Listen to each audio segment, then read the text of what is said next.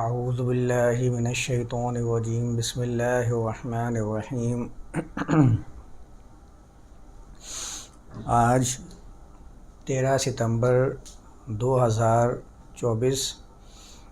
سلسلہ درس قرآن کو وہیں سے ربط کریں گے جہاں ہم لوگوں نے لاسٹ کلاس کے اندر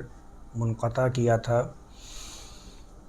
سورۃ البقرہ کی آیات چل رہی ہیں۔ سورۃ البقرہ کی آیت نمبر 166 اور 167 تک ہم لوگوں نے سمجھنے کی کوشش کی تھی۔ پیچھے سے اس کا ربط بناتا ہوں، پچھلی آیات کے ساتھ اس کو لے کے چلتا ہوں۔ اللہ ان آیات کے اندر فرماتا ہے، آیت نمبر 166 میں استبرأ الذین اتبعوا، بلکہ میں اس سے بھی پیچھے لے جاتا ہوں، ومن الناس من یتخذ من دون اللہ اندادا یحبونہم کحب اللہ، اور لوگوں میں سے وہ بھی ہیں کہ جو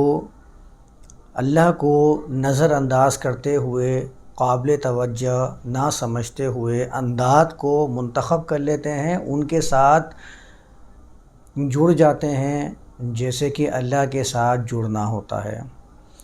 والذین آمنوا اشد حبا للہ، اور وہ لوگ جنہوں نے امن دیا وہ اللہ کے ساتھ قائم اور دائم رہنے میں بڑے شدید ہوتے ہیں، مضبوط ہوتے ہیں۔ اس کے بعد آیت کا جو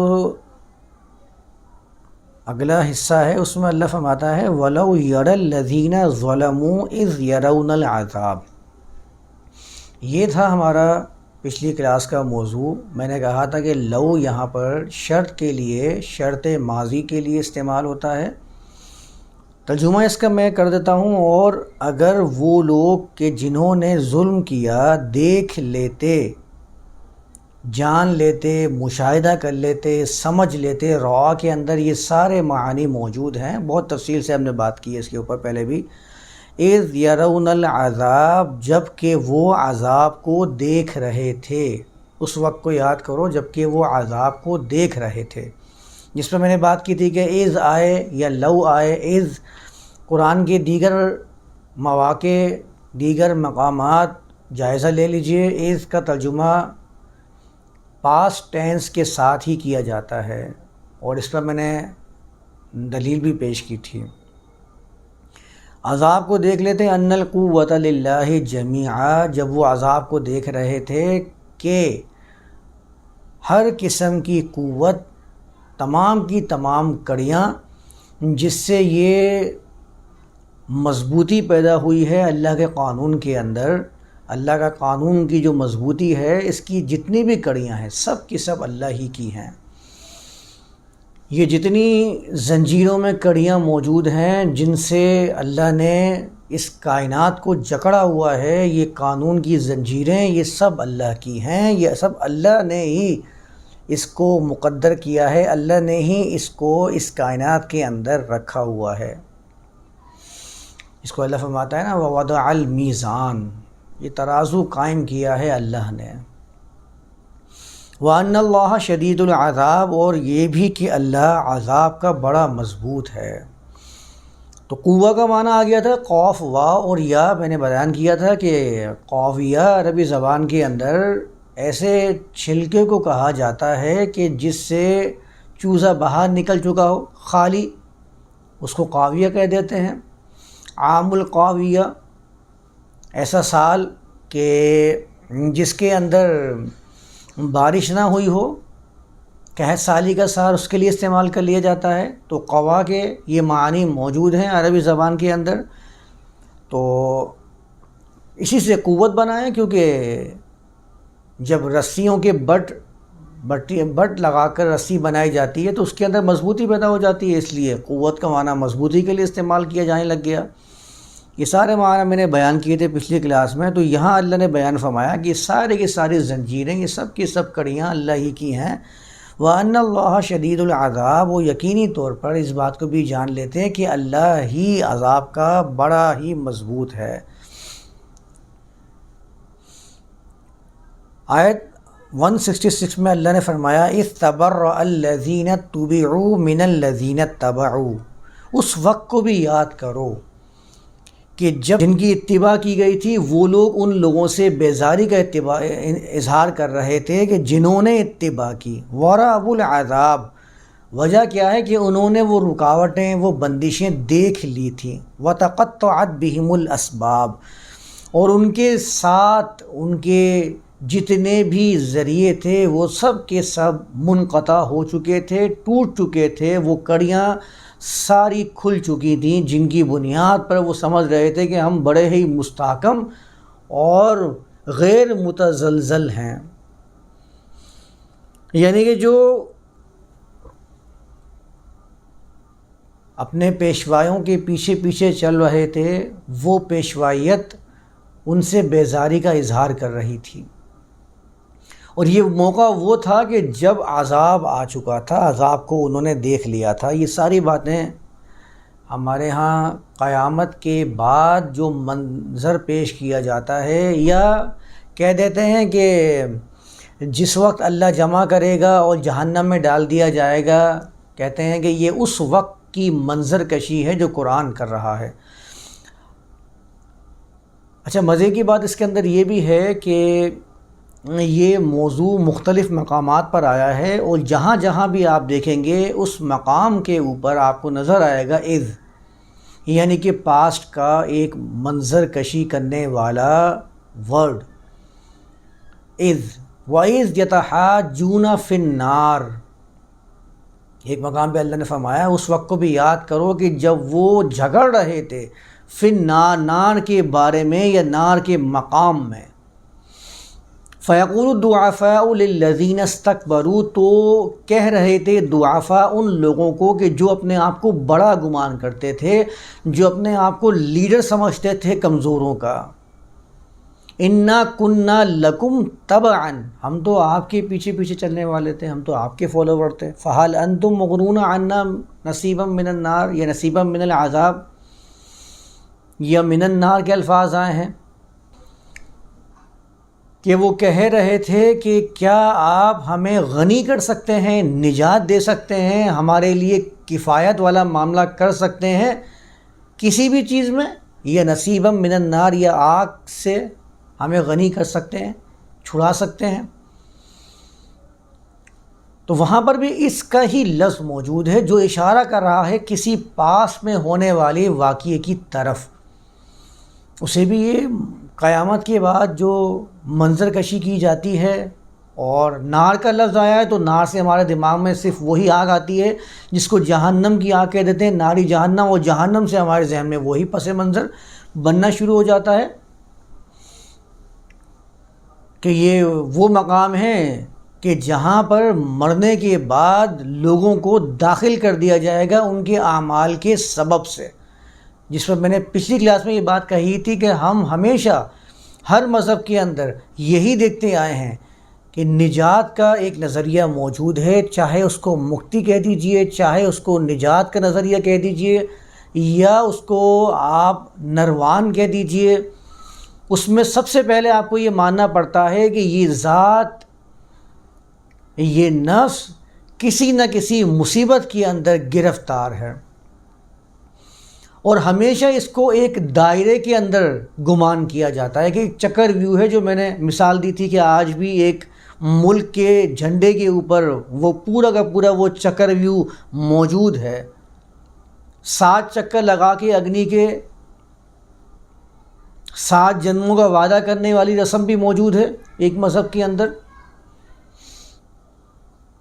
آواگون کا اس کو نظریہ کہا جاتا ہے، نظریہ تناسخ بھی کہہ دیتے ہیں، کہ بار بار انسان ایک ہی دائرے کے اندر گھوم رہا ہے۔ دیکھیں اس میں بڑا فرق ہے، سمجھنے والی بات ہے۔ قرآن نے جو منظر کشی کی ہے اس دنیا کی، اس کائنات کی، مخلوقات کی، یا ہمارے مشاہدے میں جو آنے والی چیزیں ہیں، وہ ساری کی ساری ارتقاء والی ہیں، ہر چیز ارتقاء کی طرف بڑھ رہی ہے، پیچھے کی طرف کوئی چیز نہیں آ سکتی ہے۔ ایک پودا درخت تو بن سکتا ہے لیکن درخت بیج نہیں بن سکتا، نہ وہ پودے کی شکل اختیار کر سکتا ہے۔ یہ نہیں ہو سکتا کہ ایک آپ نے درخت زمین میں لگایا، اس کو آپ نے پروان چڑھا کے درخت بنا دیا، بیج سے آپ کہیں کہ وہی درخت دوبارہ سے بیج بن جائے، یہ ممکن ہی نہیں ہے۔ ایک بچہ بوڑھا تو ہو سکتا ہے لیکن بوڑھا بچہ نہیں بن سکتا۔ یہ نہیں ہو سکتا کہ دوبارہ سے جوانی کی عمر میں چلا جائے یا بچپنے کی حالت کے اندر اپنے آپ کو لے جائے، یہ ممکن نہیں ہے۔ ہر چیز ارتقاء کی طرف جا رہی ہے، یعنی یہ 2024 تو ہو سکتا ہے لیکن 2024 سے آپ یہ کہیں کہ یہ جا کے 1024 کی طرف چلا جائے تو وہ ممکن نہیں ہے، ممکن ہی نہیں ہے ایسا۔ تو اگر آپ حقیقت کی روشنی میں دیکھتے ہیں، مشاہدے میں آنے والی چیز، تو قرآن جو بیان کر رہا ہوتا ہے، جس کو حیات کے لفظ سے تعبیر کرتا ہے، وہ ہے ارتقاء، جو جمود کی ضد ہے، موت کی ضد حیات۔ اور مختلف مذاہب کے اندر جو چیز موجود ہے وہ ہے چکر ویو، جہاں تھے وہیں سے دائرے کے اندر گھوم کے اسی جگہ پر پہنچ جانا جہاں سے نکالے گئے تھے۔ وہ مختلف زبانوں کا فرق آ سکتا ہے، مذاہب میں مختلف پیرائے کا فرق آ سکتا ہے، بنیادی جو پیغام ہے وہ ایک ہی ہے کہ انسان کسی نہ کسی مصیبت میں پھنسا ہوا ہے، اس مصیبت سے نکالنے کے لیے وہ اس دنیا کے اندر بھیجا گیا ہے۔ جو ہم نے پہلے بھی ذکر کیا تھا، پہلے بھی بات کر چکا ہوں، اسی کو میں دوسرے پیرائے سے بیان کر رہا ہوں، فرق بس یہی ہے۔ ہمارے ہاں بھی جو بیان کیا جاتا ہے روایات کی روشنی میں، اور قرآن کی آیات کی تفسیر بھی اسی بنیاد پر کی جاتی ہے۔ بتایا جاتا ہے کہ آدم کی پیدائش جنت کے اندر کی گئی تھی، جنت میں ایسا معاملہ ہوا کہ ان کو اس جنت سے بے دخل کیا گیا، اب ان کی کوشش اسی جنت کو حاصل کرنے کی طرف ہے۔ تو وہی چکر بھی تو ہو گیا، وہی سرکل تو ہو گیا کہ جہاں سے نکالے گئے تھے پھر وہیں پہنچنے کی کوشش کرنا، یعنی کہ ہمارے ہاں جو پیغام دیا جا رہا ہے وہ ارتقاء والا نہیں ہے بلکہ پیچھے کی طرف جانے والا معاملہ ہمیں بیان کیا جا رہا ہے کہ آپ اپنے مستقر سے کسی اور طرف بھیج دیے گئے، اب آپ کو دوبارہ اپنے اسی جگہ پہ جا کے قرار پکڑنا ہے جہاں سے آپ کو بے دخل کیا گیا تھا۔ تو یہ تو ارتقاء کے خلاف ہو گیا۔ ارتقاء تو آگے بڑھنے کی طرف دعوت دیتا ہے، نہ کہ وہیں پہنچاتا ہے جہاں سے آپ کا نقطۂ آغاز تھا۔ نقطۂ آغاز پہ لا کر اسلام یا قرآن آپ کو کھڑا نہیں کرتا بلکہ آپ کو ارتقاء کی طرف لے کر جاتا ہے، آگے کی طرف لے کر جاتا ہے۔ قرآن نے اس کے لیے بیان کیا ہے دو ورڈ، ایک تو ہے مستقر اور ایک ہے مستودع۔ یہ قرآن کا بنیادی پیغام ہے، ہر چیز کے لیے آپ دیکھ لیں، لِكُلِّ نَبَإٍ مُسْتَقَرٌّ وَمُسْتَوْدَعٌ، ہر چیز کے لیے، ہر خبر کے لیے، ہر معاملے کے لیے پہلی چیز مستقر ہے اور دوسری ہے مستودع۔ کسی کو ایک دور دراز کے مقام پہ جانا ہے، 2 بسوں کا سفر کرنا ہے، اس کے 2 اسٹاپ اس کو لینے ہیں، پہلی بس نے اس کو ایک منزل کی طرف لا کر قرار دے دیا کہ اب آپ ایک مقام پہ آ چکے ہیں، اس کو کہتے ہیں اس کا پہلا مستقر، کسی جگہ پہ آ کے قیام کر لینا۔ پھر وہاں سے اس نے دوسری بس کو پکڑ کے اپنی منزل کی طرف جو جانا شروع کیا ہے تو اس کو کہتے ہیں مستودع، ایک منزل دوسری منزل کو سونپ دے، یہ اس کا مستودع ہوتا ہے کہ وہ اگلی منزل کی طرف جانا شروع کر دے۔ پھر وہ اگلی منزل سے تیسری منزل کی طرف جب جائے گا تو وہ ایک مقام پہ جا کے ٹھہر جائے گا، یہ اس کا مستقر ہوگا۔ اس کے بعد وہ اگلی منزل کی طرف شفٹ ہو جائے گا، یہ اس کا مستودع ہوگا، کیونکہ واو، دال اور عین کے اندر وداع کا معنی پایا جاتا ہے، جس سے ہم لوگ عام طور پر بھی الوداع کا لفظ استعمال کرتے ہیں۔ الوداع، الوداع، کسی کو آگے کی طرف شفٹ کر دینا، پہنچا دینا، چھوڑ کے آ جانا، ڈپارچر جس کو ہم کہتے ہیں نا، ڈپارٹ کر دینا کسی کو۔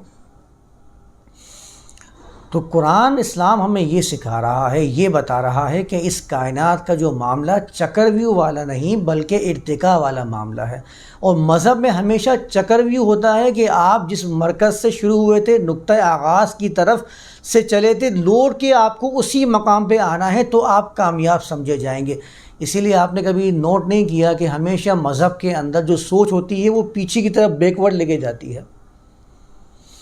مذہب میں ہمیشہ جو سوچ ہوتی ہے وہ قدیم سوچ کو ہمیشہ پذیرائی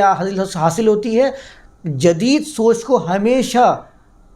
مذموم گمان کیا جاتا ہے۔ وجہ کیا ہے کہ ان کے ذہن میں وہی ہے کہ جو آپ کا نقطۂ آغاز تھا وہیں جا کر آپ کو خلاصی حاصل ہوگی۔ اس لیے جو اسلاف کی سوچ ہے اسی کو ہمیشہ قبولیت کا شرف حاصل ہوتا ہے، اور جو جدید سوچ ہوتی ہے اس کو ہمیشہ غلط گمان کیا جاتا ہے اور گمراہی پر محمول سمجھا جاتا ہے۔ تو قرآن یہ نہیں کرتا، قرآن ہمیشہ ارتقا والی بات کرتا ہے۔ تو ہمارے ہاں جو جہنم کا جو کنسیپٹ ہے، نظریہ ہے، اس کی بنیاد بھی یہی ہے کہ آپ کا جو نقطۂ آغاز تھا آپ کو وہیں جانا ہے، لیکن راستے میں آپ کے اوپر کچھ دھول مٹی، کچھ گندگی، کچھ نجاستیں جن کو گناہوں سے موسوم کر دیا جاتا ہے وہ چڑھ گئی ہیں۔ اب کیا ہے کہ آپ کو وہ ختم کرنی ہے، اس کے لیے آپ کو ایک بھٹی سے گزارا جا رہا ہے تاکہ آپ صاف ستھرے ہو کر آپ جا کے اپنی جنت میں عیاشیاں کریں اور سکون سے زندگی گزاریں، کیونکہ آپ کا نقطۂ آغاز تو وہی تھا، مرکز وہی تھا، اسی کے لیے کوشش کرنی ہے۔ وہ جو چیز ابھی آپ کے ذہن میں آ رہی ہوگی نا کہ ایسے لوگ بھی تو بتائے جاتے ہیں جو ہمیشہ کی دوزخ والی زندگی حاصل کر لیں گے، تو بھائی وہ آپ کے مذہب والے نہیں ہوں گے، یہ بات تو اپنے ذہن میں بٹھا کے رکھیے، یہ آپ کو پہلے ہی معلوم ہوگا۔ آپ کو یہ اچھی طرح معلوم ہوگا میں جس مذہب سے تعلق رکھتا ہوں اس مذہب میں نجات تو لازمی ہے، وہ کسی بھی طرح حاصل ہو جائے، شفاعت سے حاصل ہو جائے،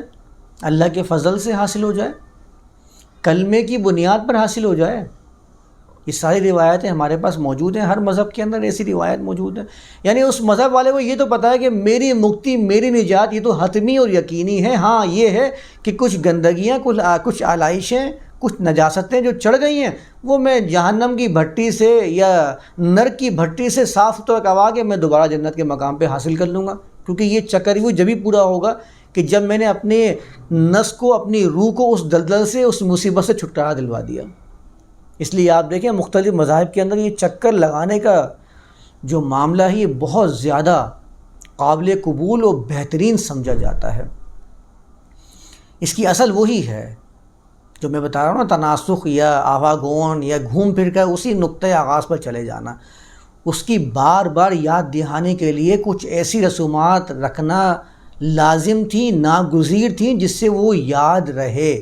جس سے بار بار آپ کے ذہن میں وہ چیز تازہ ہوتی رہے کہ آپ کی زندگی کا، آپ کی پیدائش کا مقصد آپ کو اس نقطۂ آغاز پر ہی لے کر جانا ہے، وہ یاد رکھنا ہے آپ کو۔ تو بار بار مختلف مذاہب کے اندر یہ چکر لگانے والی رسومات موجود رہتی ہیں۔ تو اسی لیے پھر وہ جہنم کا تذکرہ آتا ہے تو وہ جہنم سے ہمارے ذہن میں وہ ایک خاکہ بننا شروع ہو جاتا ہے۔ آپ دیکھیں یہاں تو قرآن عز لگا رہا ہے، بیان کر رہا ہے کہ بھائی یہ واقعہ تو ہو چکا ہے، آپ کی توجہ خالی اس طرف مبذول کرایا جا رہا ہے۔ اس آیت کے اندر بتایا جا رہا ہے کہ یہ آپ دیکھ لیجئے کہ ان اقوام کے ساتھ کیا معاملہ ہوا تھا جب انہوں نے اپنے اعمال کے نتائج دیکھ لیے تھے، عذاب کا لفظ آیا تھا تو ان کو معلوم ہو گیا تھا کہ اب رکاوٹیں، بندشیں زندگی گزارنے کے اندر جو شیرینی تھی وہ ختم ہوتی جا رہی ہے۔ اور کس وجہ سے؟ کیونکہ وہ بلائنڈ فالوئنگ کر رہے تھے، اپنے جو فالوورز سے ان کو فالو کر رہے تھے بغیر عقل استعمال کیے۔ قرآن تو یہاں لے کے آتا ہے، کہتا ہے وَإِذَا تُتْلَى عَلَيْهِمْ آیاتُ الرحمن، ان کو تو معلوم ہوتا ہے کہ رحمان کی آیات تلاوت کی جا رہی ہیں، اس کے باوجود بھی جو اللہ کے بندے ہوتے ہیں، اللہ کے غلام ہوتے ہیں، لم یخروا علیہا صما وعمیانا، وہ گونگے اور بہرے بن کر تو رحمان کی آیات کے اوپر بھی نہیں گرتے ہیں۔ خود قرآن کہہ رہا ہے، تو قرآن تو یہاں لے کے آ رہا ہے، میں کہاں جا رہا ہوں؟ بھیڑ چال کے اوپر، کہ جہاں بھیڑ نے صاف ستھرا راستہ دیکھنے کے باوجود اس کھائی سے چھلانگ ماری ہے تو پیچھے آنے والی تمام بھیڑیں بھی اسی کو فالو کریں گی، ورنہ تو وہ بھیڑ چال کہلا ہی نہیں سکتی ہے۔ تو میں تو ایسی راہ پر گامزن ہوں، ایک کے پیچھے چلا ہی جا رہا ہوں۔ تو جب یہ معاملہ ہوتا ہے تو پھر کیا ہوتا ہے کہ لوگ بیزاری کا معاملہ اختیار کر لیتے ہیں کہ بھائی ہم نے تو تم سے نہیں کہا تھا، ہم نے تو تم سے نہیں کہا تھا کہ ہمارے پیچھے آنا۔ مختلف مقامات کے اوپر اس طرح کے واقعات قرآن نے بیان کیے ہیں۔ ایک تو میں نے ابھی بیان کیا نا وَإِذْ يَتَحَاجُّونَ فِي النَّارِ، نار کے مقام پہ جب پہنچ چکے ہوں گے، جب چیزیں جھلس رہی ہوں گی، معاملات بگڑ چکے ہوں گے، تو اس ٹائم پہ یہ مکالمہ ان کے درمیان پیش آئے گا۔ پیچھے چلنے والے جب اپنے آگے بڑھنے والے لوگوں سے پوچھیں گے، وقال الذین اتبعوا، جب دیکھ لیں گے ان کا رویہ کہ یہ تو ہمارے کسی کام نہیں آ رہے ہیں، میں اگر اس کو اس کے اوپر بھی رکھ کے اگر آپ کے سامنے پیش کر دوں، چلیں ایک دفعہ یہ لے لیتے ہیں، فرض کر لیتے ہیں کہ یہ مکالمہ جہنم میں پیش آ رہا ہے، تو یہ کون لوگ ہیں؟ یہ اپنے آپ کو کیا یہود و نصارہ کافر مشرک کہنے والے لوگ ہیں، یا ان میں وہ لوگ بھی شامل ہیں جو اپنے آپ کو مسلمان ڈکلیئر کرتے تھے، ان کو ریاستی لیول کے اوپر مسلم گمان کیا جاتا تھا؟ کیا اس میں وہ لوگ شامل نہیں ہیں؟ کیا قرآن نے ان کو خطاب نہیں کیا اس آیت کے اندر؟ اگر یہ وہ لوگ بھی ہیں اور یقیناً وہ لوگ بھی اس کے اندر شامل ہیں، تو قرآن تو براہ راست یہاں پر وضاحت کر رہا ہے، کسی قسم کا کوئی جھول اس آیت کے اندر موجود نہیں ہے، کوئی ابہام موجود نہیں ہے۔ وہ تو کہہ رہا ہے کہ پیشوائیت ہی انکار کر دے گی کہ بھائی آپ ہم سے دور رہیں، بندشیں ان کو نظر آ جائیں گی، عذاب کو دیکھ لیں گے، جتنے ذریعے تھے وہ سب منقطع ہو جائیں گے۔ تو یہ ذریعے کون سے تھے؟ کیا یہ ذریعے وہی تو نہیں ہیں جن کی بنیاد پر ہم کسی کے ہاتھوں پر بیعت کر کے اپنے آپ میں ایک عجیب اطمینان اور خوشی کی کیفیت کو محسوس کر رہے ہوتے ہیں؟ کیا وہی تو ذریعے نہیں ہیں یہ؟ کیا یہ وہی امیدوں تو نہیں ہیں جن امیدوں کی بنیاد پر ہم سمجھتے ہیں کہ اعمال جیسے بھی ہوں ہم تو جنت میں جائیں گے، وہ لازمی ہی جائیں گے؟ وہ چاہے کسی بھی مذہب سے اپنے آپ کو موسوم کریں، کسی بھی اپنے مسلک سے اپنے آپ کو جوڑنے والے گمان کریں، یا کسی بھی جماعت کے حصے گمان کریں، یہ تو آیت عمومی طور پر بیان کر رہی ہے۔ اس کو تو میں اگر ویسے بھی لے لوں جہنم کے مکالمے کے اوپر، تو جب بھی یہ بات وضاحت کر رہی ہے کہ آپ کے اعمال کی بنیاد پر ہی فیصلہ ہوگا۔ آپ اگر بلائنڈ فالوئنگ کر کے کسی کے بارے میں یہ خوش گمانیاں کر کے بیٹھے ہیں کہ وہ مجھے بچا لیں گے، وہ فلاں بزرگ ہیں، وہ فلاں پیر ہیں جو مجھے بچا لیں گے، یا وہ رام ہیں، یا وہ اللہ کے بیٹے ہیں جنہوں نے کفارہ کی تبلیغ کی اور میں نے ان کے عقیدہ کفارے پہ ایمان لے آیا ہوں تو بچا لیں گے، یا فلاں کسی مذہب کے اندر 4000 سے زیادہ مذاہب بیان کیے جاتے ہیں، گوگل پہ سرچ کیجئے، ہر مذہب کے اندر یہ عقیدہ شفاعت موجود ہے۔ تو یہاں تو قرآن بتا رہا ہے کہ مکمل طور پر بیزاری کا اظہار کر دیں گے، وہ فالوشپ اپنے فالوورز کو بالکل الگ کر دے گی، سارے اسباب جدا ہو جائیں گے۔ وہاں پر رکھ کے دیکھ لیجئے تو آپ کو یہ آیت وہاں بھی سمجھ میں آئے گی کہ ہاں اعمال کی بنیاد پر ہی آپ اچھا مقام حاصل کر سکتے ہیں، یا آپ کسی گڑھے میں جا کر اپنے آپ کو ہلاکت سے دوچار کر سکتے ہیں۔ اور آگے بھی تو دیکھ لیجئے، اللہ فرما رہا وقال الذین اتبعوا، اور وہ لوگ بھی جنہوں نے اتباع کی، جو فالو کرنے والے تھے، جب وہ دیکھ لیں گے کہ یہ معاملہ یہاں پر آ گیا تو کہیں گے لو ان، اب دیکھیں یہاں پر سب نے لو کا ترجمہ کاش کیا ہے، امید اور حسرت، لیکن جب یہی بات ولو آیا تھا آیت نمبر 165 کے درمیان میں، تو سب نے اس کا ترجمہ مستقبل والا کر دیا تھا۔ تو لو ان لنا کرۃ، کاش کہ ہمارے لیے لوٹ جانا ہوتا۔ دیکھیں قرآن نے یہاں پر تکرر کی نفی کر دی ہے کہ آپ واپس نہیں لوٹ سکتے، نقطۂ آغاز پر نہیں آ سکتے، واپس پیچھے کی طرف نہیں جا سکتے۔ اس کا مطلب تو یہ ہوا کہ قرآن تو واضح طور پر اس کا انکار کر رہا ہے، اس آواگون کا، نظریہ تناسخ کا، پیچھے کی طرف جانے کا، مصیبت میں دلدل میں پھنسی ہوئی روح کے نظریے کا۔ وہ تو کہہ رہا ہے ارتقا ہی ارتقا ہے، آگے ہی بڑھتے چلے جانا ہے، پیچھے کی طرف آنے والا نظریہ یہ باطل ہے۔ لو ان لنا کرۃ، کہ اگر ہمارے لیے لوٹنا ہوتا، پلٹ جانا ہوتا، اس مصیبت سے نکل جانا ہوتا۔ آپ دیکھ لیجئے یہ چیز ہمارے روز مرہ کی زندگی کے اندر موجود ہے۔ بعض اوقات ایسے پھنس جاتے ہیں، ایسے معاملات کے اندر ایسی مصیبت میں گھر جاتے ہیں، سوچتے ہیں کاش کہ یہ دن آیا ہی نہیں ہوتا، میں اس سے پہلے ہی معاملات کو بہتر کر لیتا تو یہ مصیبت مجھے جھیلنی ہی نہیں پڑتی، یہاں پھنستا ہی نہیں اگر میں یہ کام نہ کرتا۔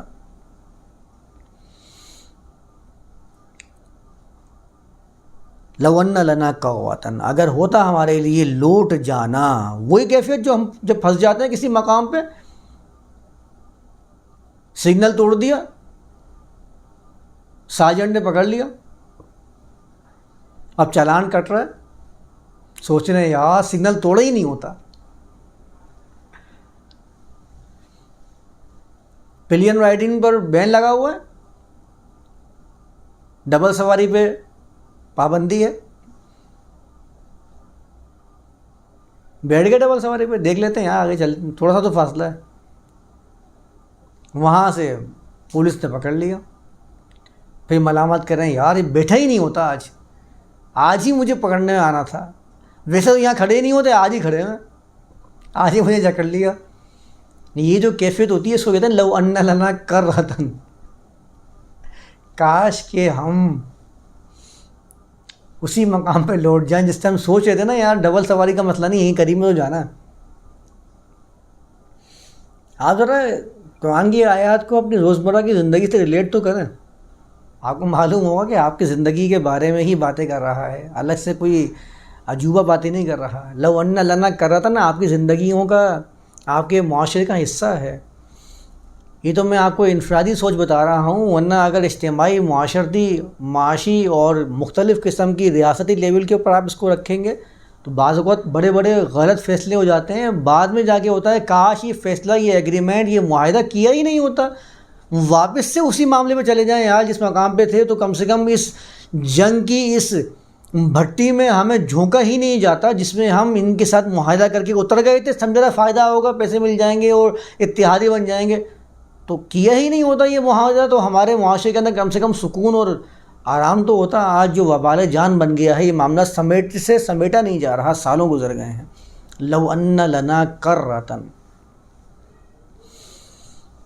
فنتبرأ منہم کما تبرؤوا منا، تو ہم بھی ان سے ایسے ہی برات کرتے. فنتبرأ منہم، سب نے ترجمہ یہاں پر یہی کیا ہے. اب یہ فعل مضارع کا صیغہ ہے، پریزنٹ اینڈ فیوچر کے لیے آتا ہے، لیکن جملہ آپ کو بتا رہا ہے کیونکہ جملہ شروع ہوا تھا آپ کا اس سے، تو اب یہ سارے کے سارے پاس کے اندر ترجمے ہوں گے، اگرچہ اس کے اندر پریزنٹ آ جائے گا. یہ بنیادی بات یاد رکھنی ہے قرآن کا ترجمہ کرتے ہوئے. اس سے شروع ہوا ہے تو پریزنٹ کے جتنے بھی صیغے آئیں گے سب کا ترجمہ کرتے یا کر رہے ہوتے یا ہم ایسا کرتے، یہ سارے ترجمے آپ کے ہونے لگ جائیں گے. یعنی کہ پاسٹ کے جو ہمارے انگلش کے اندر 4 ٹینسز بنتے ہیں ان کے اندر ہی ترجمہ کیا جائے گا، چاہے وہ کنٹینیوس ہو، پرفیکٹ ہو یا کچھ بھی ہو. تو ہم بھی ان کے ساتھ ایسا ہی بیزاری کا رویہ اختیار کرتے، کما جیسے کہ تبرؤوا منا، انہوں نے ہمارے ساتھ بیزاری کا رویہ اختیار کیا ہے، ہم سے دور ہو چکے ہیں. بڑے بڑے سرغنہ لیڈر ہوتے ہیں نا، جب اپنی حکومت چمکانے کے لیے معاملات کر رہے ہوتے ہیں اور جب چنگل میں پھنس جاتے ہیں نا، کسی کیس کے اندر آ گئے، معاملہ خراب ہونے لگا، بھئی فلاں سیاستدان یا فلاں بندہ جو ہے نا اس کے اندر ملوث ہے، اس نے دنگے فساد کروائے ہوئے ہیں، اس نے غنڈوں کو اور بدماشوں کو پال رکھا ہے جو ملک کے اندر فساد کر رہے ہوتے ہیں. آپ دیکھیں یہ اکثر موویز کے اندر، ڈاکومنٹریز میں، یہ حقیقت میں بھی آپ دیکھ لیجئے تو پھر کیا ہوتا ہے، ان کی باتوں کے پیچھے چل رہا ہوتا. اب وہ چنگل میں پھنس گئے، سب سے پہلے وہ کہتے ہیں بھائی میرا تو بندہ نہیں ہے، یہ میرا اس سے کوئی واسطہ نہیں، میں تو جانتا ہی نہیں اس کو، میرا تو کوئی ملاقات ہی نہیں ہوئی اس سے، جبکہ وہ پیٹھ پیچھے سارا کام اسی سے کروا تھا، وہ اسی کا بندہ تھا، سب جانتے تھے. فَتَقَطَّعَتْ بِهِمُ الْأَسْبَابُ، جس بنیاد پر وہ بڑے مضبوط بنے بیٹھے تھے نا، کام کروا رہے، دنگے کروا رہے تھے، فساد کروا رہے تھے، وہ اسباب ہی ختم ہو گئے، خود کے اوپر جو ہے رسی کسنا شروع ہو گئی ہے. تو سب سے پہلے وہ کیا کرتے ہیں، اپنے جو ان بندوں سے جو ان کی باتوں کے پیچھے چل رہے ہوتے ہیں ان سے بیزاری کا رویہ اختیار کرتے ہیں. کہتے ہیں ہم تو نہیں جانتے اس کو، یہ تو کرتا ہوگا، یہ خود بدماشی گلی کا اپنی بنیاد پر بدماشی کر رہا تھا، فساد کر رہا تھا، بتہ خوری کر رہا تھا، لوگوں کو قتل کر رہا تھا، ہم تو نہیں کروا رہے تھے. اس وقت یہ لوگ کہہ رہے ہوتے ہیں لو ان لنا کرۃن، کاش کہ مجھے تمہاری اس حقیقت سے آشنائی ہوتی، معلوم ہوتا، تو ہم بھی تمہارے اس بارے میں ریاست کے سامنے کھڑے ہوتے اور تمہارے خلاف گواہ بن کر تمہیں اس مصیبت کے اندر ڈال دیتے جس مصیبت میں تم نے ہمیں ڈال دیا ہے۔ فَنَتَبَرَّأُ مِنْهُمْ كَمَا تَبَرَّأُوا مِنَّا، جیسے تم نے آج ہم سے بیزاری کا راستہ اختیار کیا ہے، فرار کی راہ اختیار کی ہے، اگر ہمارے لیے موقع مل جاتا تو ہم تمہیں ایسا مزے سے دوچار کرواتے، ایسا مزہ چکاتے کہ تمہیں یاد رہتا۔ اس میں کتنی باتیں آ رہی ہیں جو ہمارے معاشرے کے اندر موجود ہیں۔ كَذَلِكَ يُرِيهِمُ اللَّهُ أَعْمَالَهُمْ حَسَرَاتٍ عَلَيْهِمْ، ایسے ہی اللہ ان کو ان کے اعمال دکھاتا ہے۔ ضروری نہیں ہے کہ آپ مضارع کا ترجمہ دکھائے گا ہی کریں گے، دکھاتا ہے، پریزنٹ اینڈ فیوچر دونوں موجود ہیں اس کے اندر۔ حسرات علیہم، یہاں پر ہا سین اور را کا جو لفظ آیا ہے اس کو سمجھ لیجئے۔ حسرت کا لفظ اردو کے اندر بھی موجود ہے۔ ہا سین اور را کا بنیادی معنی ہوتا ہے عربی زبان میں کسی چیز کا چھیل دینا، کسی چیز کا گر جانا، الگ ہو جانا۔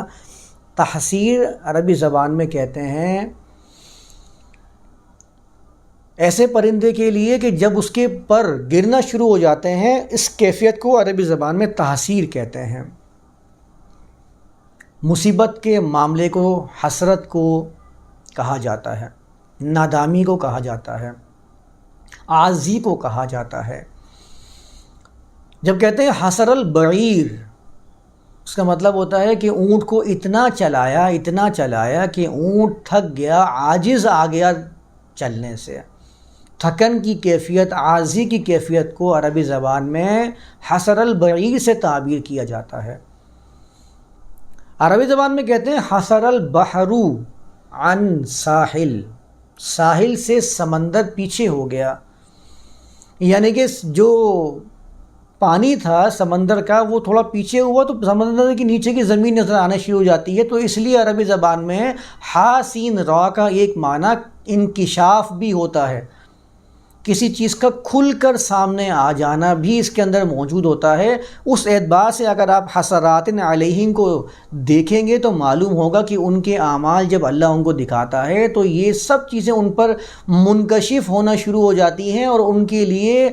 درماندگی والی کیفیت پیدا ہو جاتی ہے، عاجزی والی کیفیت پیدا ہو جاتی ہے، مصیبت والی کیفیت پیدا ہو جاتی ہے، جس کو حسرت کے لفظ سے ہم تعبیر کرتے ہیں۔ اس میں انکشاف کا ہونا بھی موجود ہوتا ہے، اور اسی کے ساتھ ہا سین اور را جو میں نے بتایا کہ انکشاف، کشف، یہ اس کے معنی کے اندر موجود ہے۔ تو عربی زبان میں محصرہ کہتے ہیں جھاڑو کو، اور حصلت البیت کہتے ہیں کہ میں نے گھر میں جھاڑو لگائی۔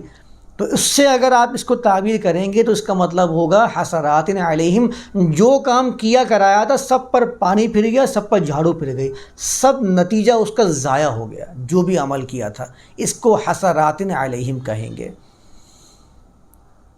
ایک تو عاجزی کی کیفیتیں ہوں گی ان پر، کیونکہ ان کے اعمال ان کے سامنے منکشف ہو رہے ہوں گے، ساتھ میں ان کے اعمال کے نتیجے بالکل بیکار اور ضائع ہو چکے ہوں گے، حسرات علیہم۔ اور جب یہ معاملہ ہو جائے گا تو وما ہم بخارجین من النار، یہ نار والی کیفیت میں جہاں آ چکے ہیں، جہاں ہر چیز جھلس جاتی ہے، ختم ہو جاتی ہے، صلاحیتیں مفلوج ہو جاتی ہیں، اس کیفیت سے یہ نکل نہیں سکتے ہیں، نہیں نکلنے والے ہیں۔ وما ہم بخارجین من النار۔ تو یہاں تک میں آیت نمبر 167 تک ہی آج اپنے درس کو مکمل کرتا ہوں۔ انشاءاللہ اگلی کلاس کے اندر ہم لوگ 167 کو لے کر آگے کی طرف بڑھیں گے۔ وما علینا الا البلاغ۔